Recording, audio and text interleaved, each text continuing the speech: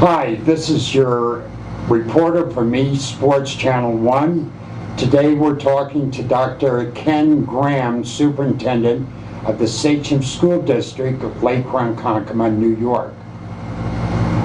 Dr. Graham, could you give us an idea of how large your school district is? Sure. The Sachem School District is just about 13,000 students in 15 schools over a fairly large geographic area in Suffolk County.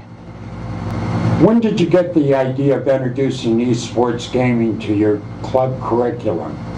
I wish that I could take credit for introducing the esports program here at Sachem. Unfortunately, I can't. It was through the work of our students, bringing it to our administrators here at Sachem North, and now our advisor, Ms. Dansky, really takes the lead on that and helping to grow the program. What type of student do you think this club attracts? Well, it's funny. When you look at our students and our children who are playing games online, I think that the type of student who's involved with gaming really transcends all types of students. And when you look at the students who are involved right now with the gaming club here at Sachem, I think we have a lot of students who perhaps didn't have other niches in the school community, and that this has really opened up opportunities to them to become a true part of the community here in the schools. How do you see esports being part of your overall academic program?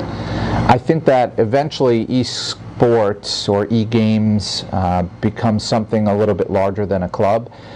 When you start to look at some of the classes that we have with regard to computer programming and design and some of the computers and technologies that we've been able to add to classrooms. We have a robust robotics program here in our school district. So I think that this starts to grow over time and perhaps even having feeder programs at the middle school, but something that becomes a much larger program. Would you ever consider esports a varsity sport? I suppose I would be responsive to what's occurring in the world around us. I mean, you know that there are scholarship opportunities for students to compete in esports at the collegiate level, and that's something that we'll have to watch, and that may eventually make its way into the high schools, and certainly if it's something that's going to occur, we would be a part of that movement. So you realize that your guidance counselors should be aware that colleges are offering esports programs and many scholarships. Yeah, and in fact we had some students who were awarded some opportunities with scholarships this year coming out of high school and going into college. And so that's something that we have to continue to, when we look at our guidance program and we encourage students to go on pathways and we look at things that they're interested in and perhaps interested in studying in college, that we shouldn't forget about esports as another opportunity for students to go on into college and study something that they're interested in. What words would you offer another school superintendent who's thinking about introducing esports program in their district? Well, it's funny, you know, a lot of what's set up here in high schools is based in tradition, and sometimes that's becoming a little bit outdated. And so esports or gaming are things that our children are doing every day, our students are doing every day, and we need to perhaps integrate some of that so that we can continue to be engaging. And so I would encourage other superintendents who are interested in pursuing or adding this to their offerings to give us a call, to come visit us, and to see some of the good things that are occurring, and to see how this is engaging some of our students. Where do you see esports program in your school district in 3 to 5 years?